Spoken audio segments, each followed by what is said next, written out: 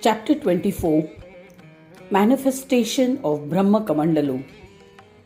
Om Shri Ganeshaya Namaha. Bhushundi said, once Brahmadeva came to Mayur Kshetra for the darshan of Lord Gananatha. He bathed in the Ganesh Kund and began chanting a stotra in praise of the Kunda. He extolled, I bow to the indescribable and eternal Ganesh Kund of the Gananayaka, which is the source of numerous tirthas and which grants ascent to devotees to the position of the Supreme Divine.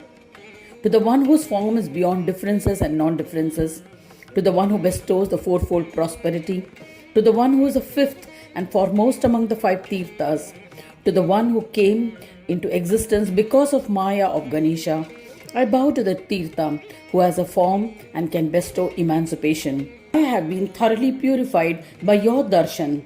Godavari has emerged from the Brahmakamandalu and has its origin in you. This is the fourth tirtha. This is beyond the comprehension of the pilgrims. Ganga, Yamuna and Saraswati are the pious rivers already in existence. The fourth river to emerge from the Brahmakamandalu is Godavari.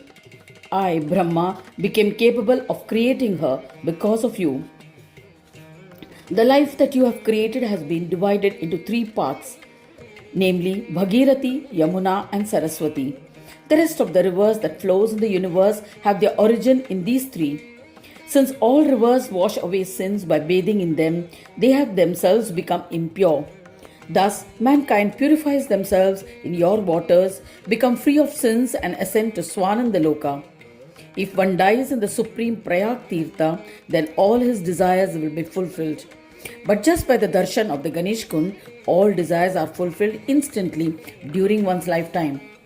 The merits that one earns by the touch of a drop of your waters are beyond description. I am not capable of describing them. You were created because of the impact of the god of Ganesha. I bow to you. I have been blessed by your darshan, your touch, and by bathing in your waters. The entire Brahmanda has been satiated because of your waters. I bow to you. Dying on your banks is considered auspicious. It bestows divinity. It is a most auspicious form of death. It bestows the devotees with a position comparable to yogis like Shuka and others effortlessly. This is an incredible attainment. May I forever be blessed with the touch of your waters, by way of bathing, drinking your waters, and by your darshan. My knowledge is too limited to describe you in entirety. Hence, I only bow to you. Bhushundi said, any man who reads the stotra of the Ganesh Kund with faith and devotion will be blessed with all enjoyments, liberation, and union with the divine. The one who reads the stotra composed by Brahma with devotion, no matter where he is, will be granted siddhis. Then Brahma performed puja and circumambulated Ganesha. O Devas, while performing circumambulation, Brahma accidentally touched the Kamandalu filled with water with his feet. The pitcher overturned. This resulted in the creation of a flowing river. Brahma completed the circumambulation of Vignesha. With his yogic powers, he tried to retract the river into his Kamandalu. At that time, Ganaraja joyfully said, O Brahmadeva, do not retract this river, which contains the water of all tirthas. This river is purifying for all and has been created out of my own desire. It wishes to serve me. Let it flow forever in my kshetra and serve me. Brahma bowed to Ganesha and with great sorrow said, if that is so, I shall forever be deprived of a tirtha. Ganesha replied, O Pitamaha, do not retract her completely using your yogic powers. Fill your Kamandalu with the waters of this tirtha and return to your abode. Heeding to the command, Brahma happily obeyed and departed. Since then, the river named Brahmakamandalu flows in the kshetra. O Devas, this has enhanced the beauty of the kshetra. Who is capable enough to describe the glory of the river? The Lord of Devas said, please describe the incredible story of how the waters of Brahmakamandalu attained its glory. Bhushundi said, Brahmadeva created Kama, lord of lust, and established his idol. Under his influence, Brahmadeva yearned for gratification. Infatuated by Saraswati, Brahmadeva was filled with pangs of love. He tried to molest her. Devi Saraswati lamented, but to no avail. She remembered Ganesha, and it was then that Brahma calmed down as wisdom dawned upon him. He let her go and censured himself. He was enraged with Kamadeva and pronounced a curse on him. He said, "O evil one, by enticing me, you tricked me. The wrath of Shankara will burn you to ashes." Brahmadeva, having cursed Kama, then remembered all the chief devas and munis. Hearing his story, they were dejected. They contemplated on how Brahma could achieve atonement for his sin. At that time, each of the assembled devas and rishis created their own tirtha. According to each one's capacity, they created 3.5 koti tirthas. Even after bathing in all of them, Brahma was not purified. So all of them contemplated about creating a tirtha raja for cleansing of Brahmadeva. A tirtha was created from the contemplation of all. Even after bathing in its waters, Brahmadeva was not purified. Thereafter, Surya created the river Yamuna from his body. Even after dipping into the waters of river Yamuna, Brahmadeva did not become pure. Adi Maya created Saraswati. Even after bathing in her waters, Brahma remained tainted.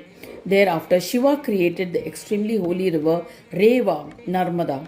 Even after bathing in her waters, Brahmadeva remained impure. Then Vishnu created the highly auspicious river Ganga. Brahma did not become purified even after bathing in her waters. Extremely dejected, all devas and munis extolled Adi Tirtha, primordial Tirtha, who was the source of the three rivers Ganga, Yamuna and Saraswati. Pleased, the one who was lustrous, ultimate essence of the waters manifested. Seeing that brilliant shining Adi Tirtha, all the devas and rishis prayed to it. They extolled, "O Tirtha, you will be acclaimed as Sarva Tirtha in the three worlds. O epitome of all Tirthas, we bow to you. Please purify Brahmadeva." O Tirtha, the Shastras concur that you are endowed with the three attributes of Ganga, Yamuna and Saraswati.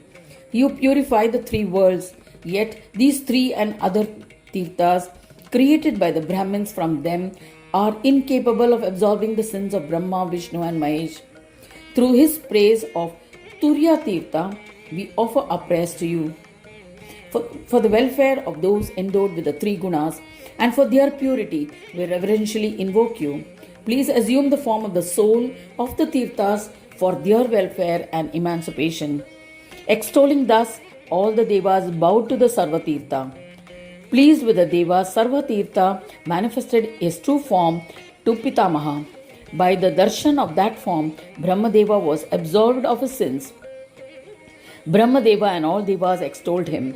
Then addressing all those present, the most supreme of all Tirthas, Sarva Tirtha said, "O great ones, I am pleased with you. So please ask for a boon. I shall grant whatever you may desire. O creator of the world, ask for whatever you desire without hesitation." Brahmadeva asked, "O Tirtha, if you desire to grant me a boon, then grant that you shall forever reside in my Kamandalu. I shall be grateful." Brishundi continued the narration saying that Sarvatirtha said, "Tathastu." After granting this boon, Sarvatirtha established himself in the Kamandalu of Brahma. Sarvatirtha started meditating on Ganesha and served him daily for his own welfare. He continuously contemplated on Ganesha in his mind.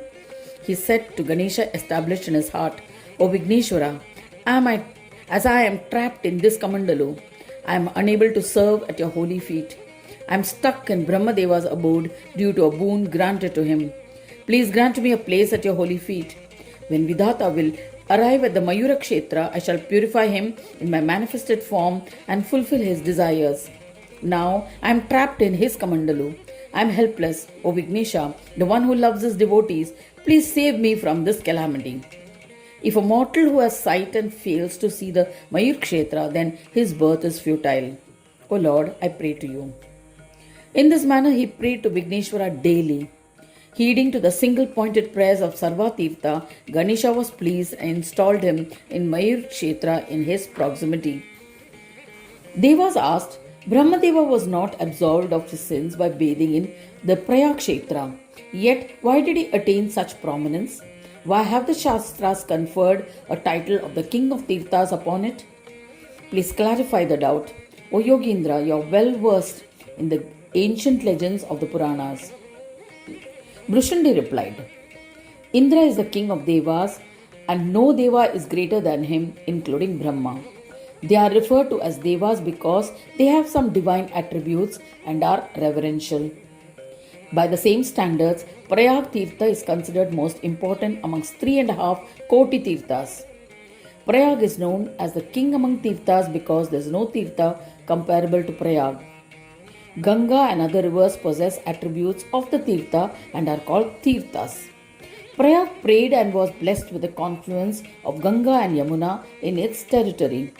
The Sangama is its glory.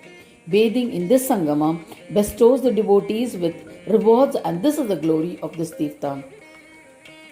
Narmada has assumed importance because of a boon and lacks the attributes that rivers like Ganga, etc. possess. This has been mentioned in the Shastras. I shall resume the narration of the main legend. Please listen. The Tirtha was trapped in Brahma's Kamandalu and was later released in the form of a river called Brahmakamandalu. Because Brahmakamandalu river descended to the earth, she is also referred to as Ganga of the south or Dakshin Ganga or Godavari river. It is not possible for Brahma and others to meet her. She flows eastwards.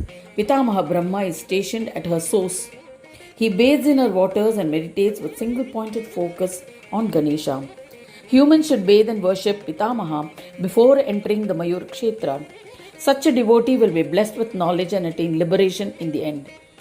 In the center of Mayur Kshetra resides Shiva. He is known as Madhyameshwara. Madhya means center. He worships Gananatha. One who bathes in Madhyameshwara Tirtha and worships him as ordained will be blessed with prowess and in the end attain liberation. Towards his boundary, Vishnu resides. He is famous as Rishikesha. He worships Ganesha daily with single-pointed focus. One who bathes in this Tirtha and worships Rishikesh will be blessed with fame in the end and will attain liberation. O Devas, there are numerous Tirthas on the banks of the river which have emerged from the Kamandalu. It is impossible to describe them.